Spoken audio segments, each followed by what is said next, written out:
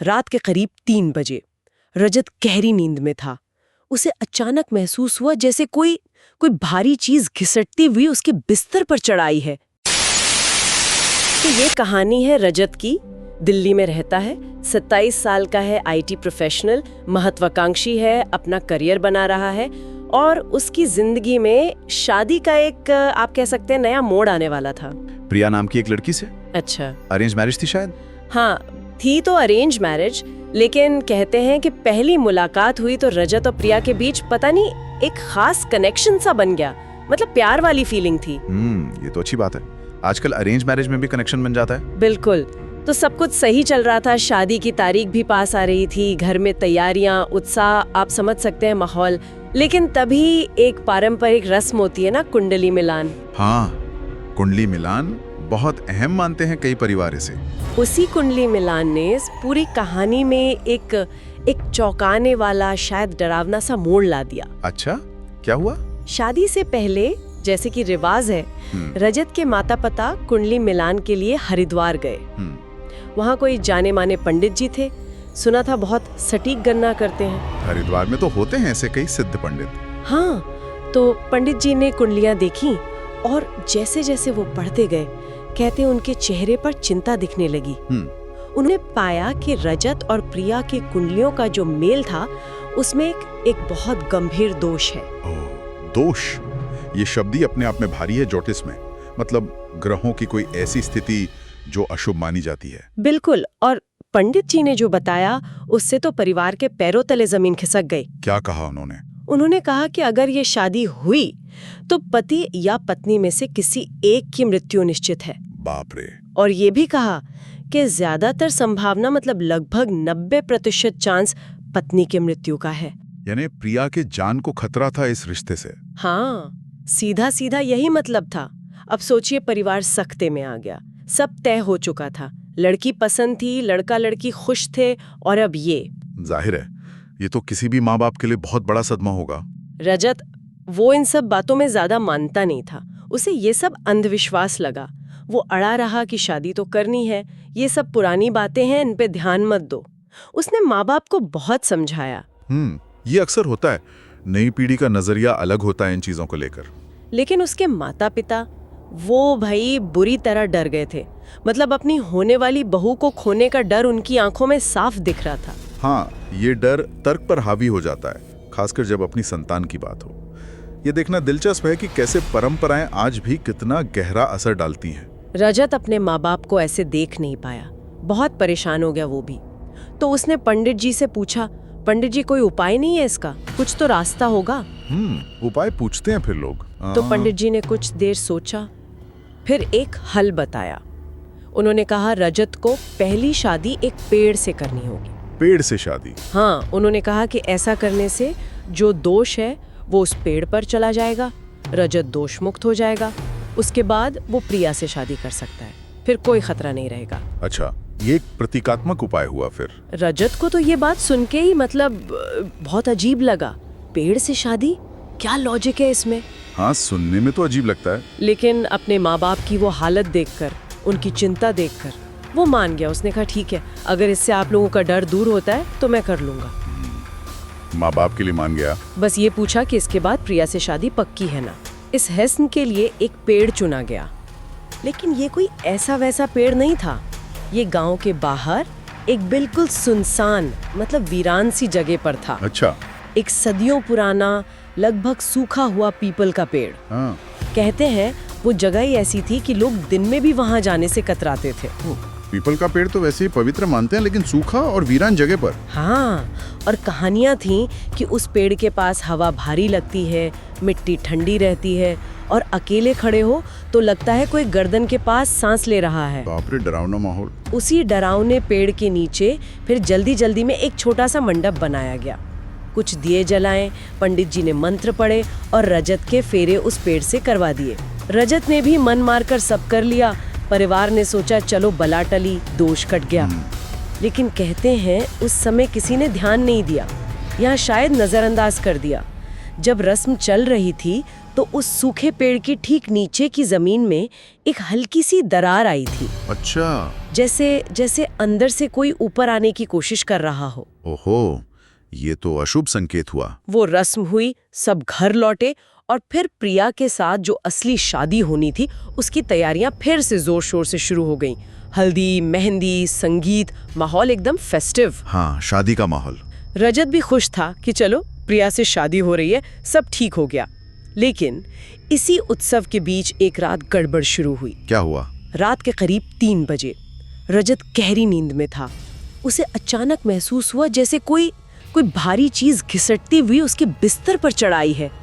उसकी आंख खुली, लेकिन वो हिल नहीं पा रहा था, बिल्कुल जकड़ा हुआ महसूस कर रहा था। स्लीप पैरालिसिस जैसा। हाँ, शायद। उसने देखा कि उसके सीने पर, उसके ऊपर एक साया झुका हुआ है। लंबे बिखरे बाल, चेहरा साफ नहीं। वो चिल्लाना चाह रहा था पर आवाज गले में ही अटक गई। सांस लेना भी मुश्किल हो रहा था। बहुत डरावना अनुभव होता है ये। वो पसीने पसीने हो गया, डर के मारे दम घुट रहा था। तभी उस साये ने फुसफुसाती हुई आवाज में उसके कान में कहा, तू अब सिर्फ मेरा है। ओह। ये सुनते ही रजत को जैसे करंट लगा। वो एकदम झटके से हड़बड़ाकर उठ बैठा। उसने चारों तरफ देखा, कमरा खाली, सब नॉर्मल। उसे लगा बुरा सपना था, शायद शादी का स्ट्रेस होगा। हाँ, हो सकता है। लेकिन तभी उसकी नजर अपने बिस्तर पर पड़ी। वहां गीली मिट्टी के निशान थे। क्या? मिट्टी के निशान? हाँ, जैसे कोई मिट्टी लगे पैरों से अभी अभी बिस्तर पर चढ़ा हो। ये देखकर उसका दिल बैठ गया। वो सपना नहीं था। ये बहुत अजीब है। स्लीप पैरालिसिस में हिलना पाना, दबाव महसूस होना, साया दिखना, आवाज सुनना, ये सब तो होता है, मेडिकल साइंस इसे समझाता है। लेकिन बिस्तर पर गीली मिट्टी मिलना? हाँ, वही तो। ये इसे सिर्फ दिमागी वहम या सपने से आगे ले जाता है। ये एक फिजिकल सबूत है, और ये उस पेड़ वाली रस्म और उस वीरान जगह की मिट्टी से जुड़ता है, अनजाने में ही सही। उस रात के बाद तो जैसे ये सिलसिला ही बन गया। रोज होने लगा। लगभग हर रात उसी समय 3 बजे के आसपास वही अनुभव, स्लीप पैरालिसिस, वो साया और वही फुसफुसाहट, तू अब सिर्फ मेरा है। कभी कभी उसे लगता सोते हुए कोई उसके पैर दबा रहा है, कभी लगता कोई बालों में उंगलियां फेर रहा है। उसने किसी को बताया? माँ बाप को बताने की कोशिश की, लेकिन उन्होंने सोचा शादी का तनाव है, घबराहट है, ज्यादा ध्यान नहीं दिया। कहा आराम करो, सब ठीक हो जाएगा। अक्सर ऐसा ही होता है शुरुआत में। फिर एक रात कुछ और हुआ। वो फोन पर प्रिया से बात कर रहा था। अच्छा। बातें करते करते अचानक प्रिया ने पूछा, रजत तुम्हारे पीछे कौन है? किसी औरत की आवाज आ रही है। रजत चौंका, बोला कोई नहीं है, मैं अकेला हूँ कमरे में। प्रिया को आवाज सुनाई दी? हाँ, प्रिया ने कहा उसे किसी औरत की गुस्से भरी फुसफुसाहट सुनाई दी, जो कह रही थी तू इससे बात नहीं करेगा, तू सिर्फ मेरा है। अरे? रजत को कुछ सुनाई नहीं दिया। नहीं, रजत को कुछ नहीं सुनाई दिया। दोनों ने सोचा शायद फोन लाइन में प्रॉब्लम होगी या प्रिया का वहम होगा। बात आई गई हो गई। लेकिन पर्यटन बन रहा था, कुछ गड़बड़ थी। हाँ, और हल्दी के फंक्शन वाले दिन तो मतलब हद ही हो गई। क्या हुआ हल्दी वाले दिन? घर मेहमानों से भरा था, ढोलक बज रही थी, सब नाच गा रहे थे। पंडित जी हल्दी की रस्म करा रहे थे। उन्होंने रिवाज के मुताबिक रजत से पूछा, होने वाली पत्नी का नाम क्या है बेटा, मंत्र पढ़ने के लिए। हाँ, पूछते हैं। रजत ने सबके सामने अचानक कहा, मेघा। मेघा? प्रिया की जगह? हाँ। सब हैरान एक दूसरे का मुंह देखने लगे। उसकी माँ ने धीरे से टोका, बेटा प्रिया नाम है। रजत ने फिर जोर देकर कहा, नहीं, मेघा। अजीब बात है, ये मेघा कौन थी? पता नहीं, सब सन्न रह गए। पंडित जी ने सोचा माहौल खराब ना हो, उन्होंने सही नाम प्रिया लेकर मंत्र पढ़ने शुरू किए। तभी रजत अचानक गुस्से से एकदम भड़क उठा। उसने हल्दी की जो थाली थी वो पूरी उठाकर पंडित जी पे फेंक दी। क्या? हल्दी की थाली फेंक दी? हाँ, उसका वो रूप देखकर सब डर गए। उसके पिता तक हक्के बक्के रह गए। फंक्शन में एकदम सन्नाटा।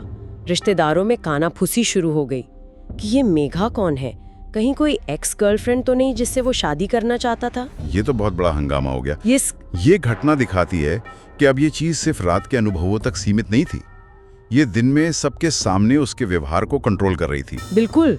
और मेघा नाम का आना ये कहानी में एक नया रहस्य डालता है। उसका गुस्सा, ये प्रतिक्रिया, ये सामान्य नहीं थी, ये किसी बाहरी प्रभाव का साफ संकेत था। इसके बाद तो हालात और बिगड़े और डरावने होते गए। एक रात रजत की छोटी बहन उसके कमरे में गई। शायद खाना देने।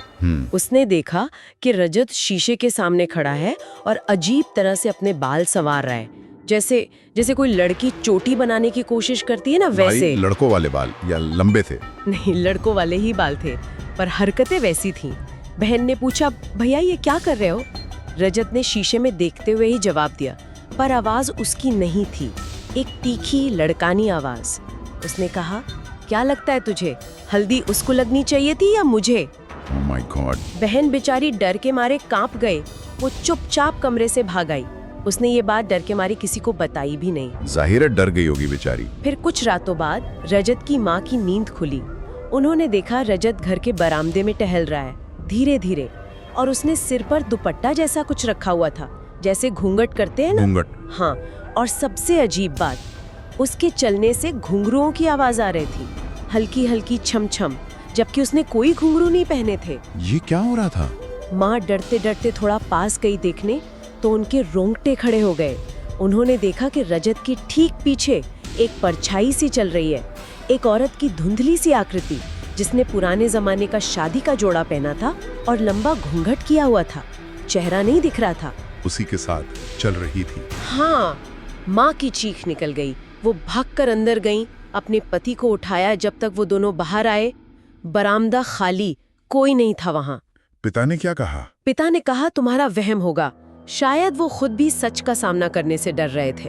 हो सकता है, ये सब मानना आसान नहीं होता। लेकिन हद तो तब हो गई जब एक दोपहर रजत की माँ फोन पर प्रिया से बात कर रही थी। शादी की तैयारियों की ही बात हो रही होगी। रजत अचानक कमरे में आया। उसकी आंखें एकदम लाल, गुस्से से भरी हुई। फिर उसने आते ही अपनी माँ का गला दबा दिया दोनों हाथों से। क्या? अपनी माँ का गला? हाँ, माँ छटपटाने लगी और रजत की आवाज फिर वही तीखी लड़कानी। वो चिल्ला रहा था, रजत से दूर रहो, रजत सिर्फ मेरा है, मार डालूंगी तुझे। हे भगवान! घर में और लोग थे, चाचा ताऊ, वो सब भाग कर आए। बड़ी मुश्किल से रजत को काबू में किया, माँ को छुड़ाया। वो छूटने के बाद भी चिल्लाता रहा, रजत अब सिर्फ मेरा है, मेरी शादी हो चुकी है उससे, उस पेड़ के नीचे। अब ये बिल्कुल पोजीशन वाले लक्षण हैं। आवाज बदलना, जेंडर के उलट व्यवहार, चोटी बनाना, घूंघट, भयानक गुस्सा, हिंसा, और खासकर ये दावा कि मेरी उससे शादी हो चुकी है, और उस पेड़ वाली रस्म का जिक्र, ये सब मिलकर एक ही तरफ इशारा कर रहे हैं। हाँ, घर वाले समझ गए कि ये कोई मामूली बात नहीं है। परिवार का डर और कुछ हद तक अविश्वास, ये भी ऐसी कहानियों में आम होता है। शुरू में कोई मानना नहीं चाहता। फोन पे प्रिया ने भी ये सब सुन लिया था, अपनी होने वाली सास की चीखें, रजत की बातें। उसने अपने पिता को बताया होगा। हाँ, वो घबरा गई। उसने अपने पिता को सब बताया। प्रिया के पिता तुरंत आए रजत के घर माहौल देखने। वहाँ का माहौल बहुत तनावपूर्ण था, डरावना। सब लोग सहमे हुए। रजत एक कोने में बैठा था, सिर नीचे किए। जैसे ही प्रिया के पिता ने उसकी तरफ कदम बढ़ाया, रजत ने पास में पड़ी एक छुरी उठा ली, चाकू। हाँ। और उनकी तरफ करके फुफकारा, लड़की की आवाज में, दूर रह इससे, अपने बेटे को ले जा यहाँ से, वरना जान से मार डालूंगी। बाप रे। हाँ, प्रिया के पिता समझदार आदमी थे। वो समझ गए कि मामला हाथ से निकल चुका है। ये कोई दिमागी बीमारी या नाटक नहीं है, कुछ और ही गड़बड़ है। शादी में सिर्फ 2 दिन बचे थे, है ना? हाँ, सिर्फ 2 दिन, और दूल्हे की ये हालत। उसी रात करीब 3:30 साढ़े 4 बजे घर के लोग जाग ही रहे थे, समझ नहीं आ रहा था क्या करें। तभी उन्हें एक गाने की आवाज आई। गाना? हाँ, कोई अजीब सा दर्द भरा लोक गीत गा रहा था। आवाज रजत के कमरे से आ रही थी। सब डरते डरते पहुंचे वहां, और जो देखा उससे सबके होश उड़ गए। क्या देखा? रजत जमीन पर बैठा था। उसने कहीं से हरे रंग के कपड़े पहने हुए थे। हरे रंग के कपड़े? हाँ, और अपने ही हाथों पर मेहंदी लगा रहा था। मेहंदी? लड़का होकर। हाँ। और साथ में वो भयानक गाना गा रहा था, जिसके बोल कुछ ऐसे थे, कौन देश से आए हो बाबुल के लाल, 7 फेरे लेके क्यों बन गए काल। मतलब एक ऐसा दूल्हा जिसकी शादी मौत लेकर आई हो। हाँ, कुछ ऐसा ही मतलब था। ये नजारा इतना भयानक था कि रजत की माँ तो लगभग बेहोश ही हो गई। मैं कल्पना कर सकता हूँ, ये तो बिल्कुल ही अलौकिक लग रहा है। अब परिवार के पास कोई चारा नहीं बचा, वो पूरी तरह टूट चुके थे। उन्होंने फिर उन्हीं हरिद्वार वाले पंडित जी को फोन किया, रोते हुए सारी कहानी बताई, पेड़ से शादी के बाद से लेकर अब तक जो भी हुआ सब कुछ। पंडित जी ने क्या कहा? पंडित जी ने पूरी बात सुनी, फिर गहरी सांस ली और कहा, ये तो होना ही था।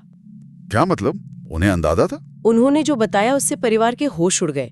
पंडित जी ने कहा कि उन्होंने सलाह दी थी कि पेड़ वाली रस्सी मंदिर परिसर में किसी पवित्र पूजे जाने वाले पेड़ से करनी चाहिए थी। हाँ, ये सही तरीका होता है। लेकिन परिवार ने शायद समय बचाने के लिए या पैसा बचाने के चक्कर में या बस अज्ञानता में गांव के उस सुनसान अपूज्य पीपल के पेड़ को चुन लिया, जिसके बारे में सब जानते थे कि वो जगह ठीक नहीं है। हाँ, ये बहुत बड़ी गलती हो गई। पंडित जी ने बताया कि उस पेड़ पर बरसों से एक अतृप्त डायन का वास था।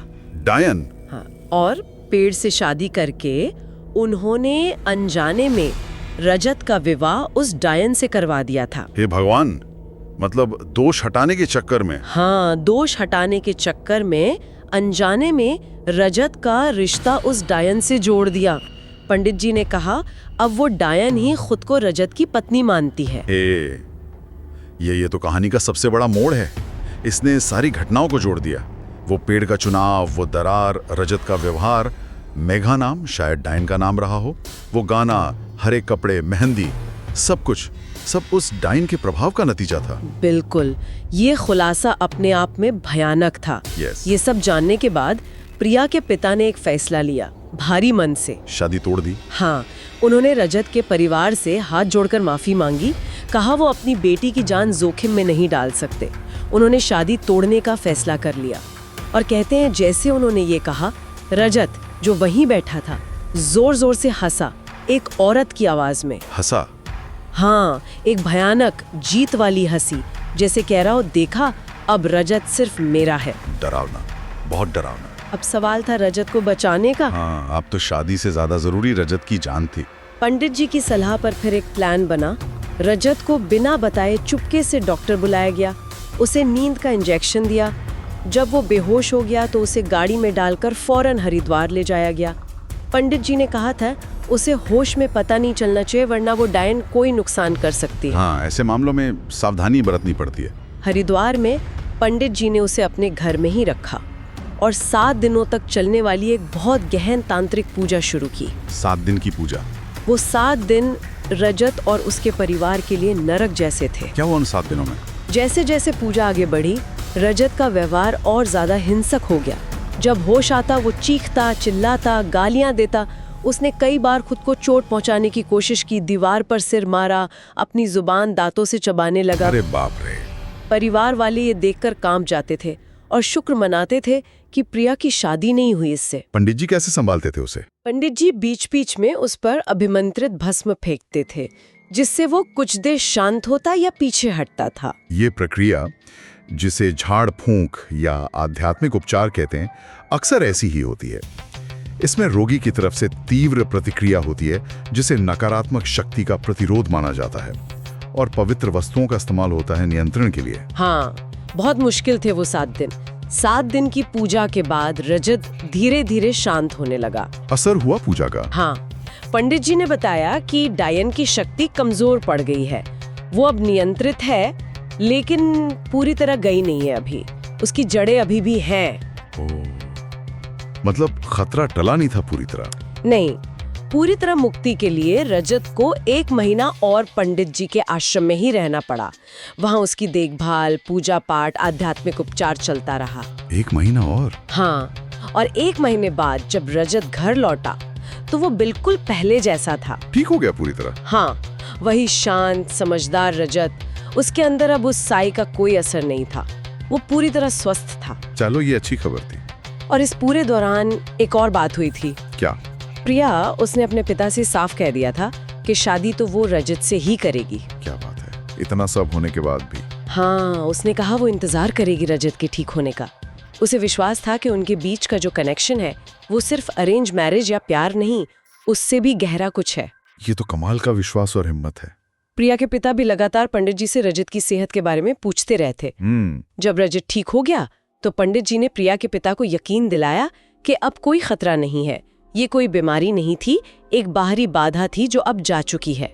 उन्होंने कहा, अब डरने की बात नहीं, सब मंगल होगा, और शादी के लिए आशीर्वाद दिया। पंडित जी ने हरी झंडी दे दी। हाँ, और अंत में रजत और प्रिया की शादी हो गई। हो गई शादी? वाह। हाँ, कहानी बताने वाले के अनुसार आज उनका एक बच्चा भी है और वो खुशहाल जिंदगी जी रहे हैं, वैसी ही जैसी रजत ने शुरू में सोची थी। ये कहानी का अंत बहुत सकारात्मक है। ये विश्वास, धैर्य और प्यार की ताकत दिखाता है। सिर्फ पूजा पाठ ही नहीं, परिवार का साथ और खासकर प्रिया की जो निष्ठा थी, उसने बहुत बड़ी भूमिका निभाई। बिल्कुल। मुश्किल समय में इंसानी रिश्ते ही सबसे बड़ा सहारा बनते हैं। तो ये थी रजत और प्रिया की कहानी।